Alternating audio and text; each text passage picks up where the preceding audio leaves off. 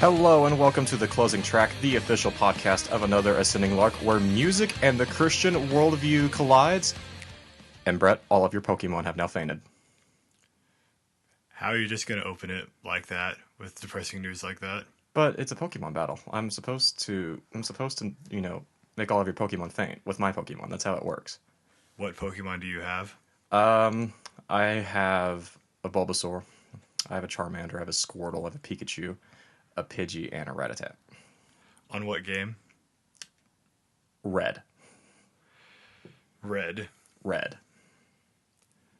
I didn't say what level they were on, though. That's the other thing. They're all 100. Why did you stop Bulbasaur, Charmander, and Squirtle and all of them from evolving then? What if I wanted just a Bulbasaur, Squirtle, and Charmander? They won't be near as powerful as if they evolved. No, but it's just as a matter of principle. I wanted them, and that's what I have, is them. You're tormenting them now that they're level 100, and they can never, ever become what they can truly be. They will hate you for the rest of their lives, which, since they're on a game, is for however long it functions. Well, I mean, this would be a great opportunity to teach about resting in the sovereignty of God. Whether or not that's applicable to Pokemon, I have no idea, but it's still something, they can just get over it. I mean, they're Pokemon. I don't care if they're going to be sad that they're not evolving because they're Pokemon. You didn't tear up at all when Butterfree left in the series, did you? No. I teared up so much. I could not watch the episode really ever again. Like, when Butterfree left, my parents had to, console me because I was bawling so hard. So, why do you not care about the Pokemon that actually are yours and not Ash's? Let me think on that, and then I will get back to you. I forbid you from getting Alpha Sapphire or Omega Ruby. Well, I wouldn't have time to play it anyway. I am your host, Austin. I am the head honcho of Another Ascending Lark. I'm the one who puts this all together. Yeah, that's me. And I'm Brett Strobel, the other host of this podcast, other contributor to Another Ascending Lark, and I have a much better beard than Austin does. I can't deny that. I'm not even going to try to fight that just because I know that's just not true. So there was a little bit of a gap between this episode and the last episode, which none of you have technically heard as a result of this recording because it's not on iTunes yet. And we had a little bit of copyright troubles. Yay! With the first one, and so we had to do some editing work on that. So this episode and the first episode will appear in iTunes probably as it being released on the same day. One was recorded 2 weeks ago, the other one wasn't. Hopefully that's not going to happen again. Hopefully we won't have to worry about that anymore. Most likely. And actually, it's not that bad that we have 2 episodes posting close to each other, because then, hey, they have 2 episodes to listen to right off the bat. Yeah, I have no problem with it. If you want to contact us, you can send us an email at anotherascendinglark@gmail.com if you want to rant and rave about your favorite albums or your least favorite musicians or government conspiracies or about anything that you think is relevant. If you got a good question, we might talk about it on the show. Or you can get in touch with us on Facebook at Another Ascending Lark and follow us on Twitter at AALblog. Those are the ways you can get in touch with us. Our personal emails are off limits, as well as our phone numbers. Well, if there is any attractive single ladies out there, we might decide to change that, but we'll see. No, I'm not putting my phone number out on iTunes. Dang it. You do whatever you want. I don't care. But I'm not going to do that. We got a lot to cover in this show. We really do have quite a bit to cover in this show. Mm-hmm. Got a couple of albums that we will talk about, and then we will talk about Rock's being dead, like Rock being dead, according to Gene Simmons, and we will visit for the first time the Gungor controversy, since we already visited it in the demo episode that nobody will ever hear. Unfortunately, because we had a good talk over it. Yeah, we had a great talk over it, and I'm sure most of what we said will just come back in this episode. But yeah, that episode is never seeing the light of day ever. But first, let's just get into some newsies thingies. Just newsy thingies that we find interesting. First and foremost, Brett, how many albums do you think were sold last week? Without cheating, because I know you have it on the iPad. How many do you think? Less than 4 million. like 3.9 something. Well, yeah, look who had the number memorized. Boom. Yeah, so album sales, like physical CD sales, have hit a new low, as in like so low, it's the lowest total ever. 3.97 million albums were sold the previous week, and that is the lowest since SoundScan began tracking the data in 1991. The reason why, Brett, why do you think that is? Just speculate. Well, I mean, part of it might be as a result of vinyl getting a sort of revitalization, but most of it's probably because streaming. Streaming, ding, ding, ding, ding, ding, ding, ding. Yeah, streaming is cannibalizing both album sales and album downloads. Which there's a quote in here. This year, label executives finally conceded something they were reluctant to acknowledge last year. Streaming is cannibalizing digital sales, which actually is going to tie in to your discussion later. That's actually pretty relevant. So, yeah, like when it hit 10 million units, several years ago, when the lowest number at the time was under 10 million units. There was basically like this funeral in the music industry, like, oh my gosh, music sales are under 10 million physical units. Oh, it's all over from here. And yet, 7 million less sales later. Yeah, it's not. This isn't good. This really isn't good. Yeah, it's a low number, and it's so low. It's almost funny at how low it is. This still isn't good. Go out and buy some CDs, people. Like, just do it. Just go buy some CDs. I mean, also to be fair, there really wasn't that much that came out for that week, was there? I don't really know, and that would play a part of it. But even still, for the number to hit that low during August and September, which are usually two of the biggest like album release date months, that's pretty big.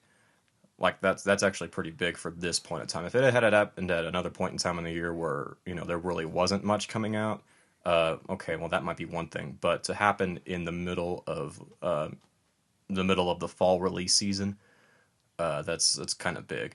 YouTube, Brett. YouTube is your favorite place, isn't it? Yeah, it's among them. I love YouTube. Yeah. Go Olin Rogers. Yeah, I was about to say Olin Rogers. We could just do a whole entire episode where we just do nothing but Olin Rogers quotes. Yeah, we could. Except then he would be like, "Hey, dudes, you can't do that. That's my stuff." So why don't we just invite him on the show? That's a great idea. We should do it. I'm totally down for having Olin Rogers on the show and just talking about what goes on in that mind of his. He is actually now making a Star Wars fan film called The Scarlet Lance. What? Yeah, he's making a Star Wars fan film. I'm really excited for it. This is already better than the prequels and the Christmas special combined. The Christmas special was incredible. No, it wasn't. What? I was about to say, wait, what? No. Okay, like when people say that, oh, well, it can't be any worse than the prequels. No, it can't be any worse than the Christmas special. Yeah, the Christmas special. George Lucas did write, the original stories. He came up with a lot of the concept, and the general concept is good. But then he handed it over to some other people who were big into making specials and stuff, so he could work on, the actual other Star Wars stuff. And they turned it into a terrible, terrible variety show. Like the first 7-8 minutes of the holiday special, it's Chewie's family just without any captions at all. Yeah. So I'm just sitting there like I have no idea what the heck is going on. And then Mark Hamill gets Skyped into the Wookiee household, and he looks just terrible. Yeah, like he has the most vibrant blonde hair ever. I mean, he just looks. He looks like sick. he looks real like sick and like he's not like doing well at all, and it's pretty sad. Yeah, how George did we get Lucas. here? How did we get here? We were talking about YouTube, and then back to the actual story. YouTube is adding donations to channel owners. Surprised that hasn't been around for a while. I would have thought that would have been something they did a while back. But no, that's a pretty big deal, Yeah. especially when you consider the fact that for whatever reason, and I still don't understand this, YouTube has become this hub for teenagers and kids to go and listen to music, which I frankly confess I don't get that. Me neither. I mean, yeah, it is cool to get on there, watch, music videos and stuff. When you have stuff like Pandora, which is completely free to an extent, when you have Rhapsody out there, I mean, there are easier ways to listen to music. Yeah, well, not yeah. I mean, I remember doing some DJ stuff for a church ministry that I was involved in, and someone requested a song I didn't have, and I'm like, well, I can get the song real quick. I have Rhapsody here on my iPad, and I can download it real quick. And they're just like, oh no, just go get it off YouTube. And I'm like, why would I go get it off of YouTube? That doesn't make sense to me. Not at all. But with this announcement that there will be fan funding options, that'll be big for bands who do have a really big YouTube presence, because then they can generate income through their YouTube streams. Which YouTube streams have really been a real big weakness when it comes to how much revenue a band gets. If you were to go stream a song on YouTube, 50,000 times, versus going and streaming it on like Rhapsody for 50,000 times, the band would get considerably less for the 50,000 streams on YouTube than it would on Rhapsody. So hopefully with donations, this will be a big thing. Well, not only just for music too, but for guys like Olin Rogers. And Julian Smith. There are a lot of guys who make a living off of YouTube, who make a living out of the ads from there. And Olin Rogers, at least, he doesn't really do much when it comes to advertising, just because he's sort of against that sort of a thing. But if you add donations to it, I mean, at least whenever I have more funds, I'll definitely be donating to Olin Rogers. Yeah, it says that Google will take a 5% cut of the donation as well as a small fee of 21 cents, which that's minuscule for right now. So the owners apparently are actually going to get most of the donations. A 5% cut. That's actually not. That's pretty good. Yeah. But of course, that's how it is right now. We know how these things work. They might change that down the road, but still. But at least for now, I mean, good move. Yeah, I think this is a great move for YouTube, and it's a great move. Bands that have a real strong YouTube presence, or even just artists like the Piano Guys, they have a real strong YouTube presence because of the videos that they do. People will be able to donate, after watching one of their videos. So this will be pretty cool. But one thing I just thought of, would this affect any copyright issues though? Because there are people who make like anime music videos who post other like their own lyric videos and stuff like that. If I was to donate to them, could that be taken in a copyright suit? That is actually a very good question. I didn't even think about that. Yeah, that's actually a legitimate problem. I don't know how they will go about solving that. I mean, I guess maybe they'll only make it available maybe to certain accounts, as in like certain, there's the standard regular YouTube user channel. And then for guys like Olin Rogers or Julian Smith, these other guys who do this, who are serious YouTube producers, they have like more options, more data, more things at the disposal. So maybe it's not going to be made available for every single type of user, but only for users who are like in the producer category or something. Yeah. So hey, my RP sessions, maybe we can get donations. No. Dang it. I don't know who would want to donate for your roleplay sessions. A lot of people. We have tens of viewers on YouTube. Tens of viewers. No. Let's talk about Guinness. I like Guinness. Yeah, I like Guinness too. Only we're not talking about that Guinness. Dang it. Yeah, we're not talking about that Guinness. New additions to the Guinness World Records: Metallica, One Direction, Eminem, Miley Cyrus, Katy Perry. Several new additions to the Guinness World Records list. Metallica is personally my favorite on the list. They played on all 7 continents in a single year. And I'm pretty sure they're the only band to ever play at all in Antarctica, at least only major band. Yeah, I mean, I have no idea who else has played in Antarctica, but still, I think that one is very much well-deserved. For sure. One Direction has the distinction of being the first act to debut at number 1 with first 3 albums. Why? Just why? I mean, congrats to them. That's a pretty big honor. But still, it's One Direction. Why? Yeah. And then this one isn't surprising at all. Miley Cyrus earns the recognition for being the most searched pop star on the internet. Gee, I wonder why. Yeah, I know. It's like, oh, really? Well, that's a surprise. I didn't see that coming at all. Meanwhile, Shakira overtook Rihanna as the most liked person on Facebook. And then she broke another record when she earned the 100th millionth fan like. Which, okay, that's a pretty respectable accomplishment. And I'm not, a big Shakira fan, but I'll give her credit for that. That's a pretty big thing to pull off. Yeah. Katy Perry has the most number of Twitter followers. I don't know how I feel about this. Me neither. I don't know. Especially given that she plagiarized one of her most recent hits. No, I don't. I don't think she plagiarized it. I listened to both of them. I don't think Flame had a case on that. I will go on the record and say I don't think Flame was justified in that lawsuit. And Lecrae had nothing to do with it. Like Lecrae didn't even know about the lawsuit until he landed from being out of the country. Huh. I think Flame had to list Lecrae because Lecrae contributed to the song, Yeah. but Lecrae had nothing to do with it. I don't think Flame had a case. But anyway, 52 million followers on Twitter, and I'm not one of them. Good.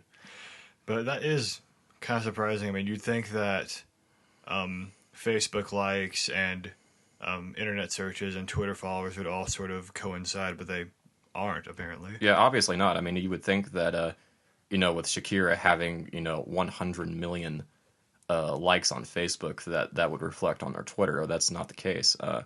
Katy Perry has set the record for that, which, man, I don't know. I just don't know how I feel about that. Eminem, though, is commended for the most words in a hit single.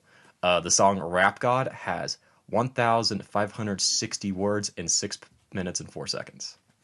Holy crap. That's a lot of words. Yeah, I'm actually impressed by that. I mean, and some of Eminem's stuff is actually pretty good, I think. So. Yeah, I'm not necessarily a big Eminem fan, but I have respect for him and for the stuff that he does, even if I don't agree with all of the stuff that he says. But he even apologized for how bad one of his albums was in a song. Yeah, that's something that I can definitely respect for recognizing that something you did wasn't as good.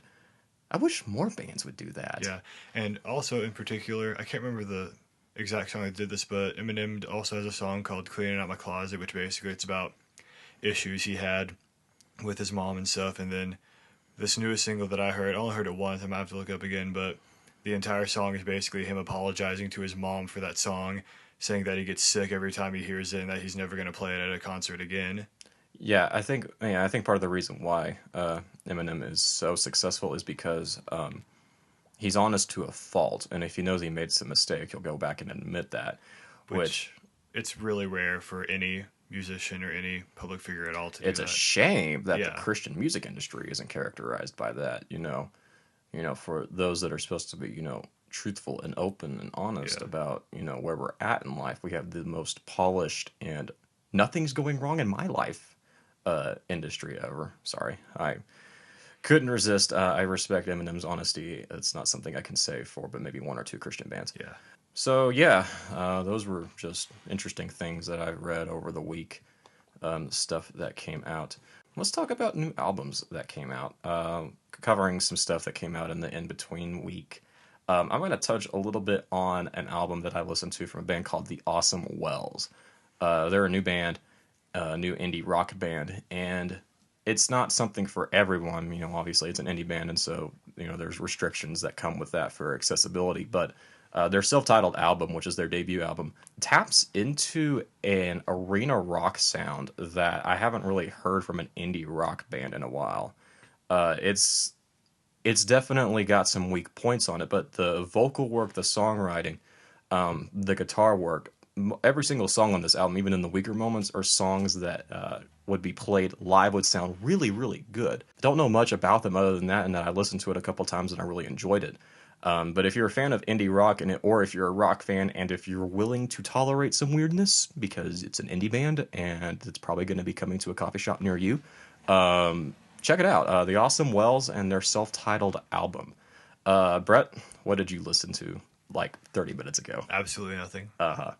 Now I listened to Maroon 5's new album V. Is it V or is it 5? I'm just gonna call it V. I mean, maybe it's 5. I don't know. I'm pretty sure it's not their 5th album. I'm pretty sure they made more than that. So I don't know. I don't know. But anyway, But anyways, it kind of seems to take a different direction. It's a bit weirder than usual.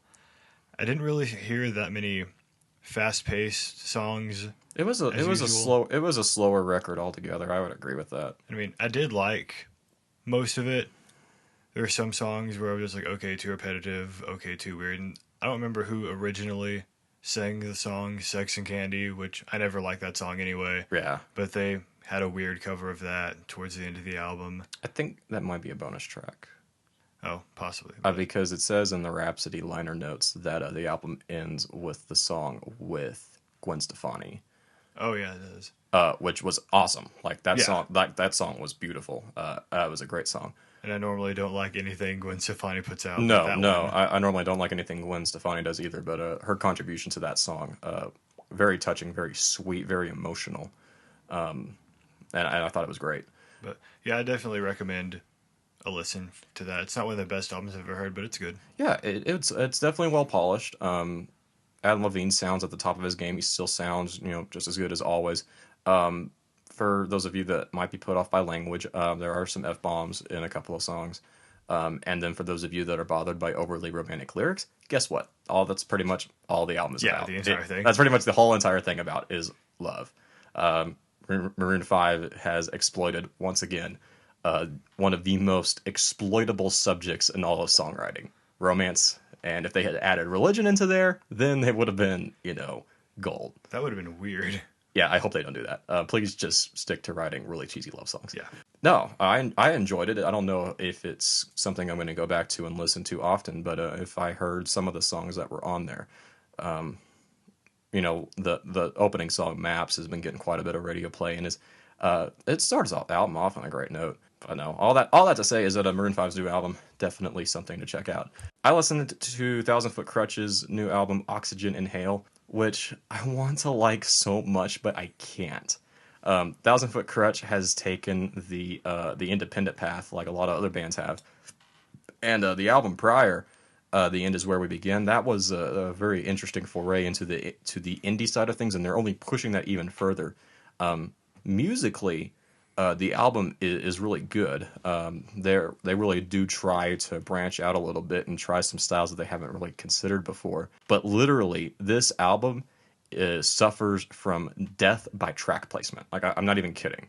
What do you mean?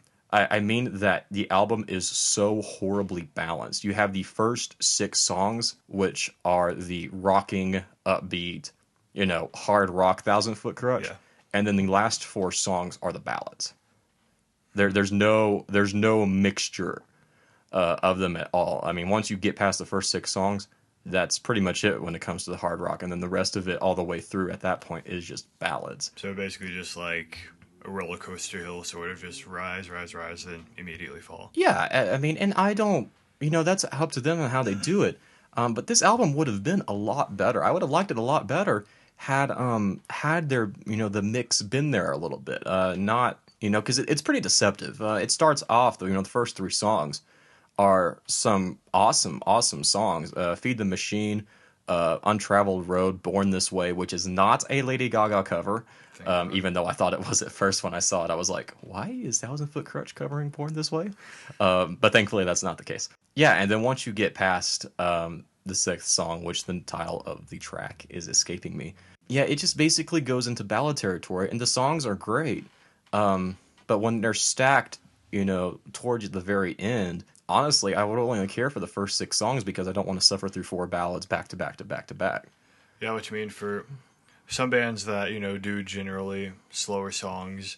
I mean, I can deal with that, but yeah, I can definitely see how that would be damaging to the listening experience. Yeah, I mean, and it's the sad thing is that it's an easy fix too. Is that it's not something that I don't know. I don't know why the album is stacked the way that it is and why the imbalance is there. But it was something that would have been easily, an easy problem not to have. And I think if this album didn't have a problem, that it would be a better release. Trevor McNaven, vocally, this album is phenomenal. You think you've heard Trevor McNaven do some good stuff? He whips it out and does stuff. It's just great. He's got an 80s rock vibe and Born This Way. Reaches some really, really good metalish strains in Feed the Machine.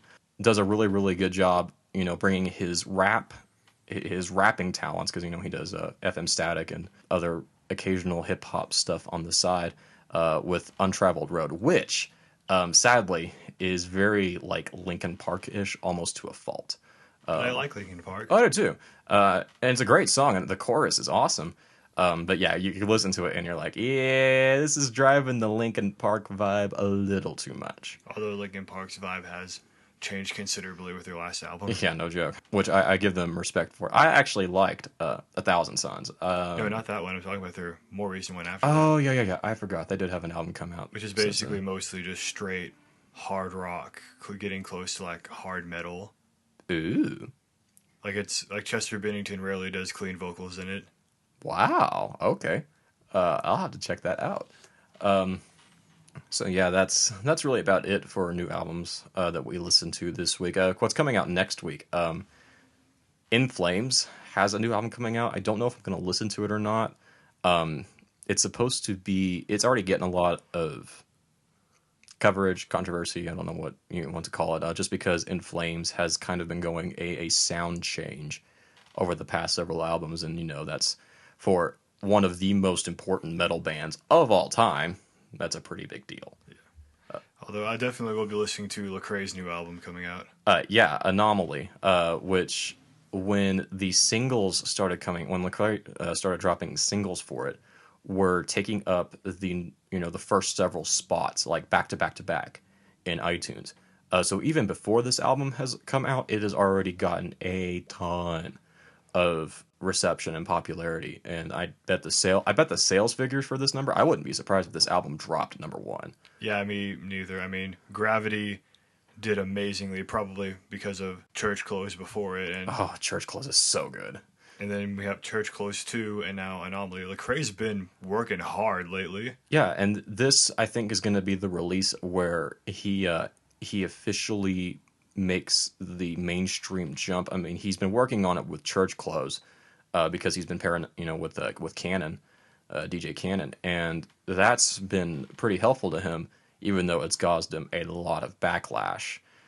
Which really, it hasn't been really that many people that hate it compared to those who like it, as far as I've seen, because mainly the people who have hated it have been the typical contemporary Christian people, that kind of thing. But I mean, we also have more quote-unquote secular music fans that are really getting into it because, hey, another good rapper. Yeah, it's interesting that he decided that he's wanting to go over to the secular market, which I think is a great thing for him. But people were like, "Oh, he's just leaving the Christian market, because he wants fame, he wants money, he wants, you fill in the blank." When it comes to the fame question, no. He already has that. He already has that. And by going to the secular market, he's going to give that up because he is starting at a much lower chain. Doesn't matter his rank in the Christian market. The secular market doesn't care. Yeah. He's going to, if he's going to go to the secular market, he's going to play by the secular market rules and be assigned whatever status the secular market gives him. And as far as money, I'm pretty sure he doesn't even live in that nice of a house at all. Well, no, when it comes to money, he has openly said that if he wanted the money, he would have stayed just in the Christian market because that's where the money is to be made. Because no matter how good or bad an album is in the Christian market, if it's there, people will buy it. Well, no, not only that, I mean, with the secular market, there's less money to go around overall. The money available versus the bands, up for grab to get that money. The Christian market is a smaller market, and while it may not have, as much, potential income as the secular market, still has quite a bit of money. And there's not as very many bands competing for that money, especially when you're in such a genre as Lecrae, where, up until about 5 years ago, you were really the only game in town. Yeah. So he had the money, he had the fame when it came to the Christian scene. Now, whether or not he's going to get that in the secular side, that remains to be seen. But Anomaly will probably be that gem for him, and I'm looking forward to listen to it. It's actually been available on iTunes Radio. I just haven't been too busy studying for my pest control tests to go and listen to it. Got Also, some bugs to work out. I see what you did there. And then Switchfoot has an EP coming out called The Edge of the Earth, which is going to have unreleased songs from the Fading West movie. I'm kind of scratching my head on that one. I don't necessarily know what to think of this. I liked Fading West. I thought the album was interesting. It was definitely unique and not compared to Vice Versa's. But it was still definitely Switchfoot and it was still definitely enjoyable. So I don't know. I mean, I guess this is like not Vice Versa's. Fading West B-sides or something like that. I don't know. But no, those are probably be the three albums that we'll cover next week in next week's episode. I'm definitely going to try to get a hold on Lecrae's album. I'm just really excited to hear that one. Maybe do In Flames as well. And then if we have anything else come up, then we'll talk about that as well. Yep. So that's all the first half of the stuff. Gosh, I'm tired. So yeah, I've recently started watching My Little Pony. Why? It's just like this. I mean, I've had a lot of people tell me how great it is. I see a lot of Brony references and stuff. I find out that, you know, the average or the most people that watch it are males 18 to 35. And then Tuesday I go to, you know, a friend's house. This is a group of friends that I do live action role playing with. I was there to sort of help make LARPing pants. And That just sounds funny. LARPing yes, pants. it does. LARPing pants. As I was using a sewing machine, and Well, that's impressive. yeah, I'm actually pretty good at it now.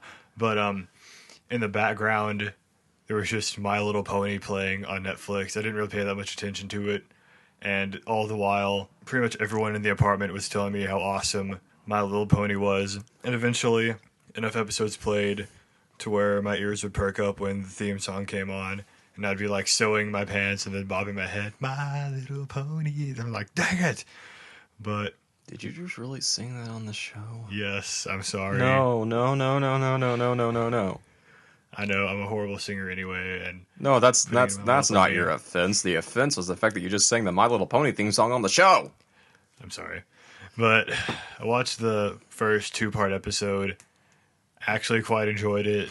So No. unfortunately, I think within the next week I'll be able to call myself a brony. No. I've been resisting it. I really have. I've tried to be strong, but the temptation is too great. Brett, you can do all things through Christ who strengthens you, including resisting the temptation to become a brony. I'm watching My Little Pony after this. Why? Because it's so good. No. I'm not wanting your justifications for it. I'm wanting like the ontological question of why.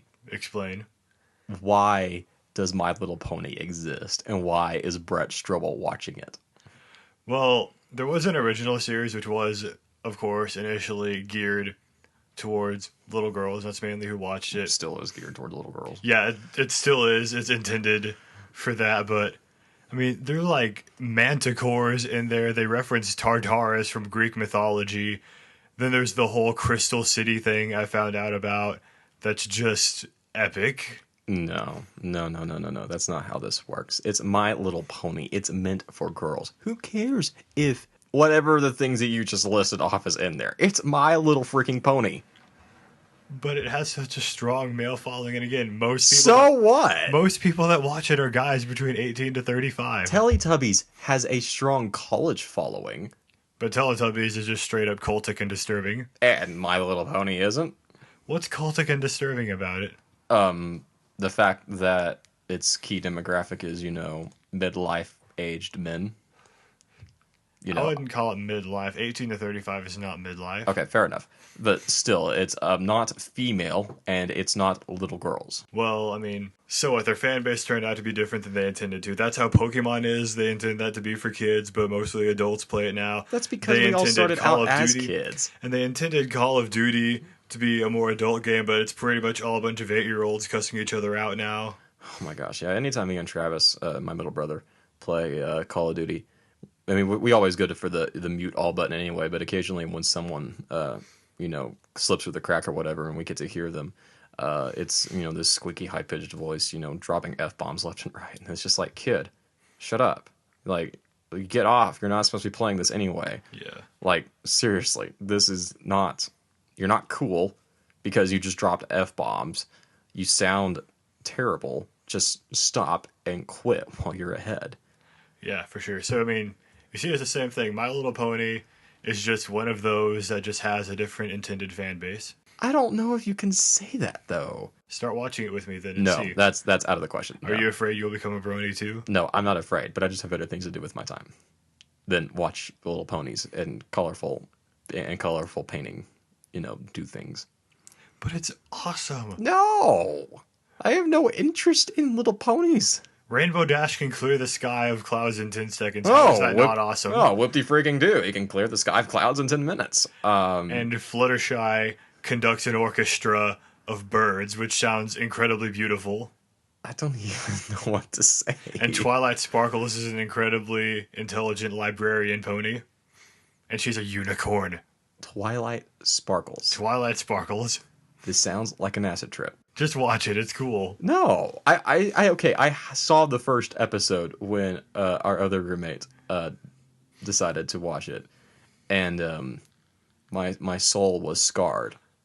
And will remain scarred. And is even more scarred now that Brett is going to be watching it as well. It'll rub off on you. At some point, you'll be hearing the song multiple times, and you'll be bopping your head singing along with it. Oh, no, I won't. If you catch footage, if you can get this on film, Pixar didn't happen. That's basically what it'll be. Pixar didn't happen. Challenge accepted. I can't believe we're talking about this. I mean, oh my gosh. No, this isn't happening. This show is... I got hijacked and put in an alternate reality where Brett is watching My Little Pony. This is not happening. Okay, you've known me long enough to know that you shouldn't ever have expectations for me because I will break all of them. I don't deny that. But that doesn't mean that I still have, some barriers that I think would be unbreakable, and this was kind of one of them. It's... Hey, at least I'm not watching like Nymphomaniac or anything like that on Netflix. Well, no, that would be a whole other issue altogether. I don't think watching My Little Pony is a sin. I can't necessarily say the same for Nymphomaniac. This is depressing. My Little Pony. Shut up. Just shut up. just shut up. Okay, let's get into the good stuff. Brett, what are you going to talk about today? Well, recently, as I'm pretty sure I saw for the first time yesterday, Gene Simmons of Kiss. I wanna rock and roll all night and party every day. Did we just violate copyright? I don't know. Anyway, keep going. Anyways, he recently claimed that rock is dead. Uh-oh. And now he's not quite saying it as in, like rock doesn't exist as a genre anymore, that all rock is horrible now, but it's more like the musical culture now has changed. Like, it used to be that there were multiple record labels that would put money into promoting new bands, like looking for the next Kiss, the next Rolling Stones, the next Beatles, that sort of stuff. And, I mean, people could just get together in a band, rock out, get good, have well thought out music, have well thought out lyrics, everything like that, and they could, work their way to the top. But now he says that instead people are content to listen to pop music garbage, which is basically written by a bunch of men in suits in an office and then given to some sort of icon who is an incredibly auto-tuned and is given this image by them. And that's now the new standard. He said that we can't probably go back to the way things were back in the day when rock was sort of the king of music. Yeah, I read the interview. The interview was on Esquire. So even though it's a clean interview, please just take care of the fact that it's on Esquire. Yeah, it was an interesting interview. It definitely did not go in the direction that I thought it was going to go. You read the title of it, Rock is finally dead, and you kind of think where he's going to go, and he doesn't really go there. His biggest concern is really the one thing that he really talks about quite a bit is the advent of file sharing, Hmm. which that is a legitimate, like completely legitimate problem. Is with the advent of the MP3 came the advent of file sharing, came the advent of piracy, came the advent of, is it stealing? Yeah. And he makes this great point that the masses do not recognize file sharing and downloading as stealing because there's a copy left behind for you. It's not that copy that's the problem. It's the other one that someone received but didn't pay for. And I was like, boom, Gene Simmons for the win. Absolutely. And he's right. Gosh, I had thought about it. I would have gone and pulled it up. But there is an indie band in the Christian scene. He got This isn't a little bit different, but it still relates. He got the band got their quarterly royalty statement from Spotify, and I think for the several hundred, for the several thousand streams. I mean, I want to say off the top of my head, don't quote me, I might be wrong on this, that there were probably 100,000 streams over the course of this quarter, which for an indie band is respectable. That's really good. That's respectable for an indie band. Their royalty check was 53 cents. Wow. I was expecting like at least $5, but No, dang. no, 53 cents for the quarter, not for the month, but for the whole entire quarter. Dang. And I mean, it is a legitimate problem because bands like that, they have no chance of getting to the top of the mountain because they have to fight file sharing, and to a certain extent, they're having to fight streaming, which file sharing is inherently illegal. Like, I mean, it's completely legal. Streaming is a business model that is legal. I mean, the record labels are the ones who are giving the websites, the rights to stream these artists and make revenue off of them. But, as we talked about earlier, the record labels are waking up and realizing, oh, this was a really bad idea. Yeah. I mean, what really stinks about the whole legal streaming thing is the bands really can't do that much about it. I mean, it's not like No, they they can can't. just say, well, if you're going to jip me, I'm just going to stream it on my side and charge a fair price. No, people aren't going to say, oh, this band isn't on Rhapsody or Spotify or anything anymore. I'm going to go search the internet for them. Oh, now I have to subscribe to this stream for however much money it'll be. Never mind. Yeah, it's frustrating, and when the record labels, when the contracts with these record labels and the streaming services end, really the one who has the power to turn the tide on the next stage of the streaming era will be in the hands of the record labels, because once these deals expire, which I don't know how long these deals are, I have no clue on that, but just in principle and in theory, they don't give those rights back once the initial contract has expired. Then there will be a streaming site for BEC. There will be a streaming website for Sony.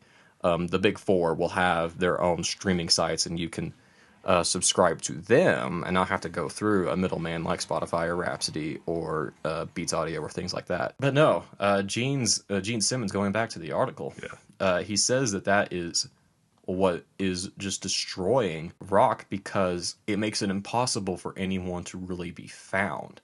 And he says in the interview, oh, no, he doesn't say that. Never mind. The one thing he does, I mean, yeah, that is an issue, but one thing he even mentions, I'll just quote him here. He says, Elvis, the Beatles, Michael Jackson, Stones, Jimi Hendrix, numerous classic Motown artists, Madonna, U2, Prince, Pink Floyd, list goes on. All of them considered classic, timeless, revolutionary from 84 until today.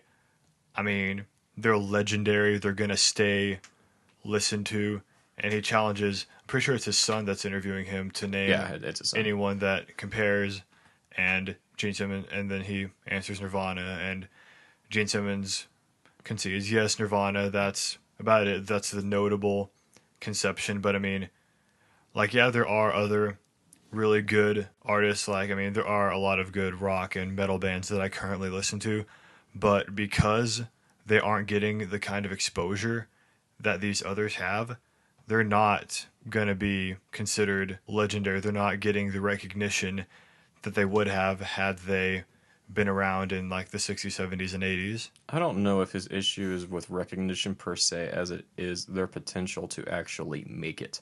That's. I mean, I guess I'm misspoken or said, something that could have misled. Well, But well, yeah, no, I'm no, no. pretty I sure. meant like there are bands getting the exposure, but with the exposure, the income and the profit that these bands are getting per their exposure is is just can't is just gone because back in the day they didn't have streaming services. If you wanted to buy an album, you went and you voted with your dollar bills and bought the album.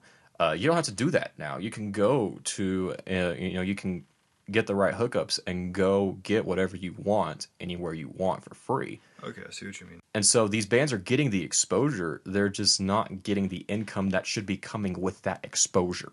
Which then leads them to not make as much money as they would be, which then leads them to possibly leaving the scene sooner than they'd want to. Yeah, unless you have, unless you make it big relatively quick and relatively soon, long term, I mean, bands are dropping off all the time, and I mean, from the Christian scene at least, because they just can't afford to keep doing it. They have fans, maybe not as much, as compared to, Elvis and the Beatles or things like that, but I mean, they've got a fan base, but because that fan base isn't, because that fan base is, able to get around purchasing an album by downloading it or even just by streaming it, even though streaming is legal. These bands just can't financially make it. Gene Simmons says, if you were to give, one piece of advice, or Nick Simmons interviewing his dad said, if you were to give one piece of advice, Gene Simmons responds with, don't quit your day job. And that's true, is that if you think you're going to make it in the music industry nowadays, God bless you. It's possible, but it's harder today than it ever has been, and it's only going to get harder. Yeah, I mean, it really is sad. Like, occasionally I'll listen to the hits radio station that we have here, and I mean, all the time you get these like brand new, never done anything artists that really aren't that good, but that they have, millions upon millions of people listening to them, downloading their song, whatever. And I mean, it's not that good of a song. It's not worthy, I think, of listening to. You have other artists that have been around for a long time, making a lot of money, that either just are stagnating, not really doing that much more, or are consistently getting worse, and people still buy their stuff. Yeah. Like, specifically a song which I won't say here that I had you listen to by a certain gosh. R&B singer, Oh gosh. which is quite possibly one of the worst songs I've ever listened to, but it's a massive hit that's constantly played on the radio, that's constantly played in nightclubs and everything. I'm just like, why is it that crap is so popular and that is making so much money, but you have bands like Theocracy out there that are barely known, at least in America? Theocracy may not be the fairest of comparisons when it comes to the hip hop market. Well, But I get your point. We've never been really a society, even, I mean, I'm sure being even in the 70s and the 80s, during the golden era of rock and roll, that the problem there was still the same, where there were bands who were getting the attention that other bands deserved, even though, for whatever reason, they didn't get it. There are bands that, they don't get the attention that they deserve, and that attention and time and money is given to a band that doesn't deserve it. And when we say deserve it, like, we're talking about artistic merit, which from the Christian worldview is something that it's either neglected, especially in evangelicalism. It's a very neglected thing to talk about. And the emergent side of things, and the emergent theology, emergent church side of things, it's overemphasized, valued a little too much. But we're talking about deserving in the sense of artistic merit, which is a controversial notion in of itself. Like, to say that one band deserves attention because they have considerably more talent, and this other band does not deserve the attention that they receive because they suck. Which I honestly think that shouldn't be a controversial subject at all. I don't see why it is. Yeah, I don't see why it is either, but sadly it is. In my famous rant that we'll do an episode on, I have a rant that I've had for several years that all of my friends have heard me go through the rant multiple times. I'll dedicate an episode to that down the road. And I'm one of the few people that actually agree with him on it. This is such a deeper issue, and I think for the most part that Simmons is spot on. He gets into a little bit of a part where he He quotes, "My sense is that file sharing started in predominantly white, middle, and upper class young people who were native born." I don't know if I agree with that. I don't know if that is even demonstrably true. Like if you could even prove that that's true. So I don't agree with him on that. But for the rest of the interview, go and read it because he's a one of the go-to veterans of his time, and he's got insight that you can't really find from anyone younger because they haven't been through all the stuff that he's been through. He was there, during the early days of when hard rock started to explode, and he's seen, the Napster public relations war, the digital revolution, and all that stuff. So yeah, go to Esquire and read this interview. It's not a very long interview. You can read it in probably 5 minutes. Yeah. But no, this topic will undoubtedly come up multiple times. Yeah, okay.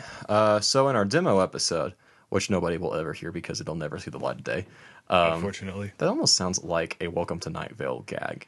The demo episode that will never see the light of day. Do not even think about the demo episode. Yeah, Welcome to Night Vale is a podcast that me and Brett listen to. It's super funny.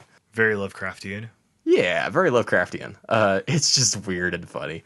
Anyway, we're not going to go talk about that. So let's talk again about Gungor. Yeah.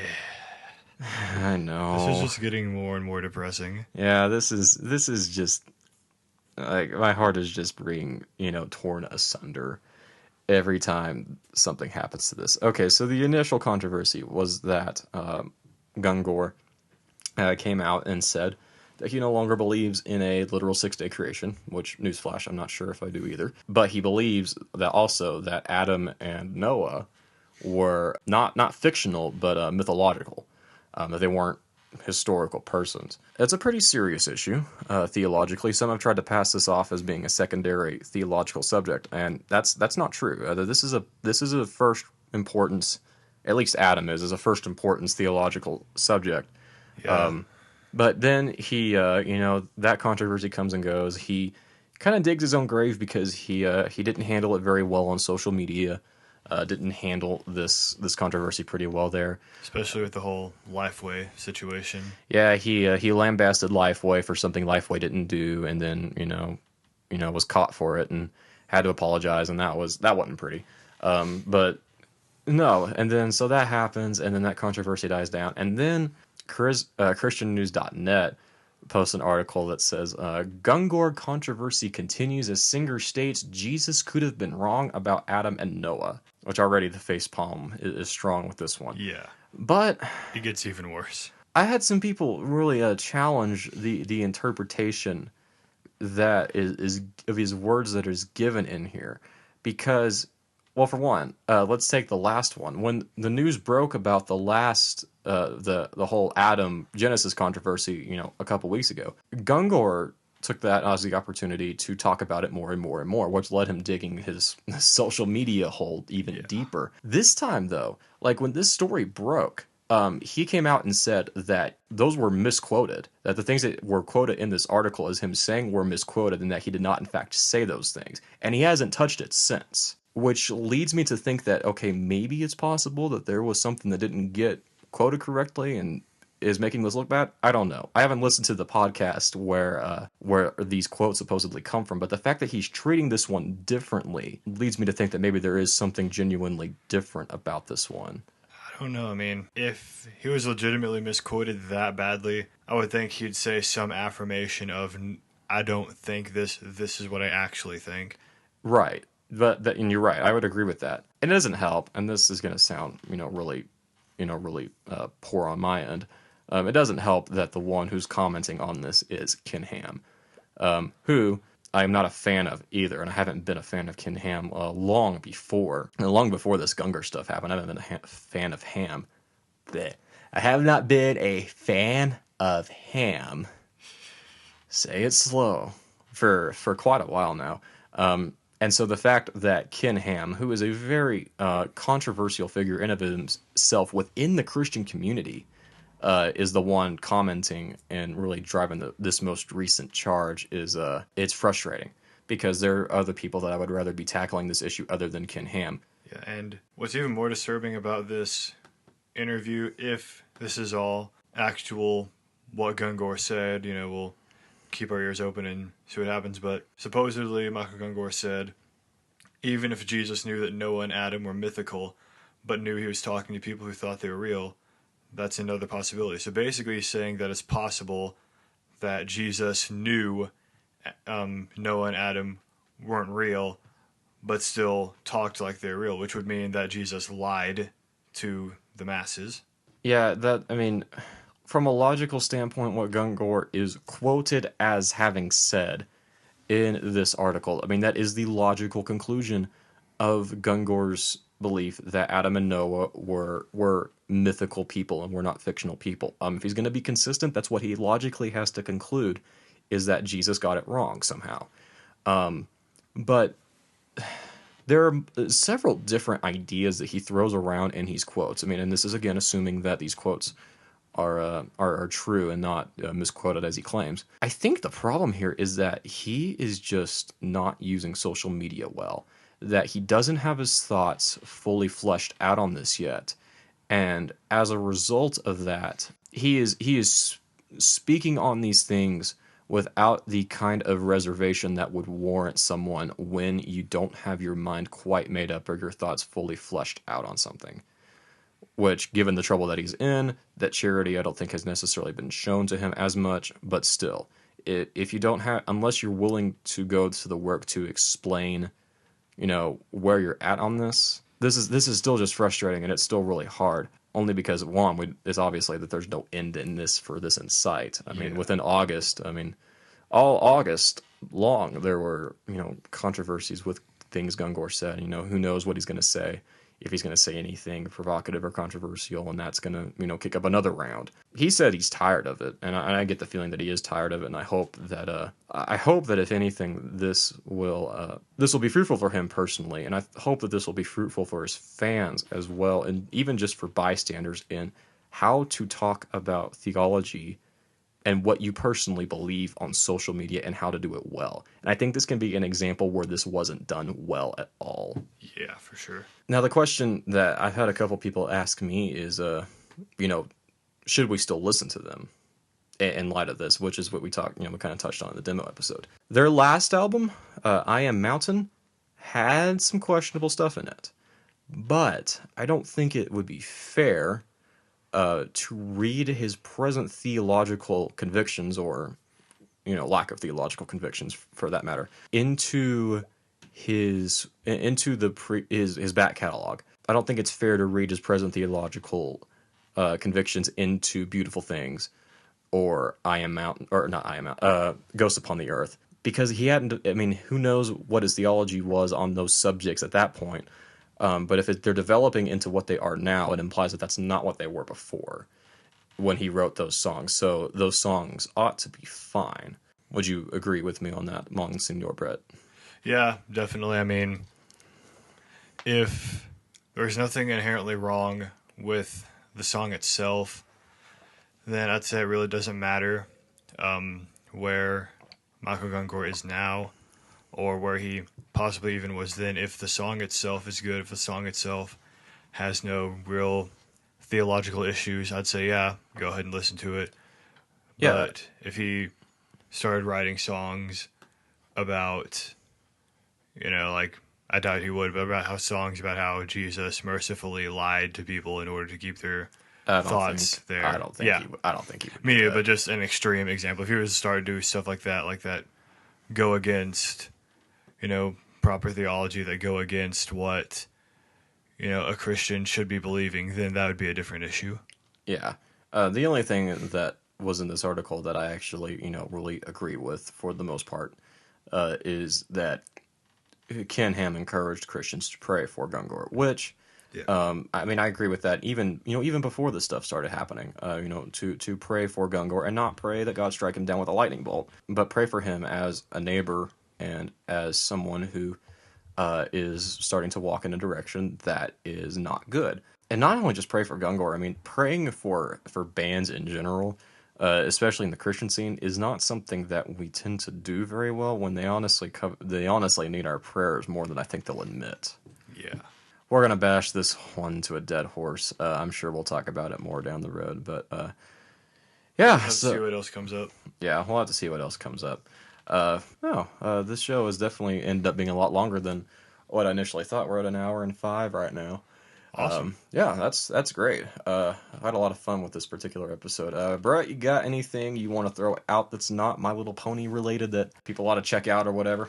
Dang, had to put in that stipulation. Yes, I did have to put it in that stipulation. Well, recently I've started watching a shorter anime called Noragami, which it is really good. Has one of the best opening songs out of any anime I've heard, so that's definitely a plus for it. It's got its, humor moments, but it's got its epic moments. It's been really good for sure. And Austin mentioned it earlier. Welcome to Night Vale is an awesome podcast. And, one podcast for sure I definitely have to recommend. I don't know why I didn't in the first episode, but the Reformed Pubcast is that's definitely a podcast that's worth listening to. I mean, yeah, I think it's fair to say that the Reformed Pubcast is definitely something that has blessed my life immensely. Even if you're not Reformed or you're not one who approves of beer, it's still a show that you ought to listen to. Yeah, and I mean, also there's that sort of companion Facebook group called the Reformed Pub, which, I've posted in some. I read a lot of posts there, and I mean, it's a very good, it's one of the encouraging community. I mean, it's a great group that I'm very glad I'm a part of. I mean, it's very informal. You can post one day about, home brew tips. You can post the next day about having trouble with what a certain verse is really talking about, and people are there to help you, to support you. I mean, it is really good. I mean, there is some humor, of course, but for sure it's definitely something worth checking out. As far as anything worth pointing out for me this week, I don't really know if I have anything. I'm trying My Little Pony. No, I'm not recommending My Little Pony. I'm trying to rack my brain to see if there is anything that I can recommend, and no, nothing's really coming to mind. I'll have to make sure to make up for that this week then, the following episode, and actually say, hey, go to this website, or go check out this band or whatever. Oh, wait, I do know something. The metal band Fit for a King is putting out one of their albums free on Noise Trade. I don't know if it'll be up there still by the time this episode makes it to iTunes. It's called Descendants by the band Fit for the King. Free metal album on Noise Trade. A relatively recent metal album too. So yeah, go check that out, because it's free metal. Come on. Like, who doesn't want free metal? Non-metalheads? But non-metalheads don't exist. They shouldn't exist. They shouldn't exist, but sadly they do. Yeah. I gave them metal, but they still listen to Hillsong. Yeah, so check that out. If you want to contact us again, you can get a hold of us at anotherascendinglark@gmail.com. You can follow us on Facebook, searching Another Ascending Lark, and you can follow our Twitter at Another Ascending Lark, or not Another Ascending Lark, at AAL Blog. Yeah, so I feel pretty good about this particular episode. I can't wait for whatever we'll talk about next week's show. Brett, thanks for taking time out of your day to do this. No problem. Thanks for listening to me talk about My Little Pony. I'm reluctant to say you're welcome. I don't know if I can force myself to bring that statement out of my mouth with regards to My Little Pony.